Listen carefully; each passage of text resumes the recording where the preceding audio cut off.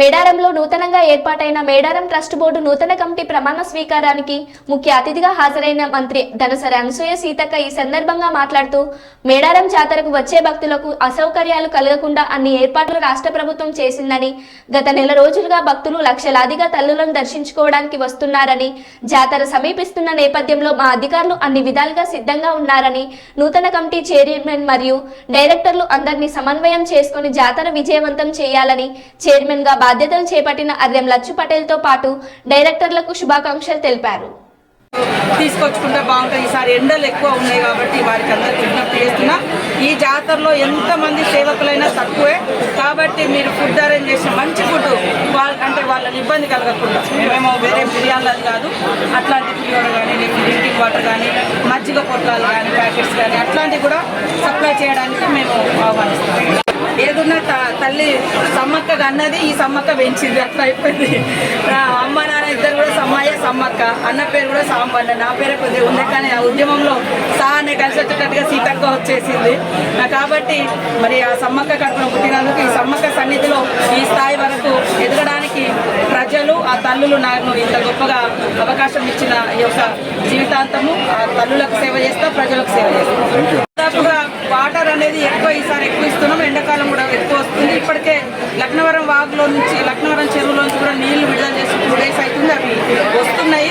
తప్పకుండా సండే వరకు ఇక్కడికి వాటర్ అన్ని నిండిపోతుంది. అప్పటి వరకు మేము ఏంటంటే బావిలన్నీ కూడా సిల్టింగ్ తీసి దాదాపు 20-25 రోజుల క్రితమే బాగు చేసి ఆ ట్యాప్స్ కింద స్నానాలు చేసే అవకాశం అయితే పూర్తిగా సంపూర్ణంగా ఇచ్చినాం. గతం కంటే కూడా ఇంకా ఎక్స్టెండ్ చేసినాం. నాకు చింతల గుట్ట దాకా కూడా బ్యాటరీస్ ఓపెన్ చేసి స్నానాలు చేయడానికి. జంపన్న వాగులో మాత్రము సండే నుంచి సాటర్డే నుంచి నీళ్లు ఉంటాయి, ఎందుకంటే అటు రైతులు నష్టపోకుండా ఇటు భక్తులకు ఇబ్బంది కలగకుండా అలాంటి జాగ్రత్తలు కూడా తీసుకున్నాము. కాబట్టి క్యూ లైన్స్ కానీ అదేవిధంగా బస్ స్టాండ్ కానీ తర్వాత పార్కింగ్ ప్లేసెస్ కానీ అన్నీ కూడా చేస్తున్నాము. అదేవిధంగా స్వచ్ఛంద సేవా సంస్థలు అంటే మంచి మనసుతో వచ్చేటువంటి వాళ్ళకి వచ్చిపోయేటువంటి భక్తులకు కూడా మీరు డ్రింకింగ్ వాటర్ కావచ్చు, మంచి పులిహోర పొట్లాలు కావచ్చు, అట్లాంటి సప్లై చేయాల్సిందిగా నేను కోరుతా ఉన్నాను. ఎందుకంటే జిల్లా అధికార యంత్రాంగం అంతా ఇటు కలెక్టర్ కానీ ఎస్పీ గారు కానీ సంబంధిత పోలీస్ అధికారులు దాదాపుగా 2 నెలల నుంచి జనవరి 1 నుంచి వాళ్ళకు, ఎందుకంటే భక్తుల యొక్క తాకిడి పెరుగుతుంటే వాళ్ళు కూడా నిరంతరం మన ములుగు జిల్లా పోలీస్ యంత్రాంగం కానీ అదేవిధంగా వివిధ శాఖల యంత్రాంగం డిపిఓ కానీ సంబంధిత శానిటేషన్ అధికారులు కానీ ఆర్డబ్ల్యూస్ కానీ ఆర్ఎండ్బి పిఆర్ ఆల్ డిపార్ట్మెంట్స్ అందరూ కూడా మనందరి దృష్టిలో జాగ్రత్త సక్సెస్ చేసుకోవడం కోసం అన్ని పనులు కూడా ఈసారి ముందుగానే కంప్లీట్ చేసుకోవడం జరిగింది. వాస్తవానికి ఎండలు కూడా ఉన్నాయి కాబట్టి భక్తులందరినీ కూడా తగు జాగ్రత్తలు తీసుకొని రావాల్సిందిగా కూడా కోరుతా ఉన్నాం.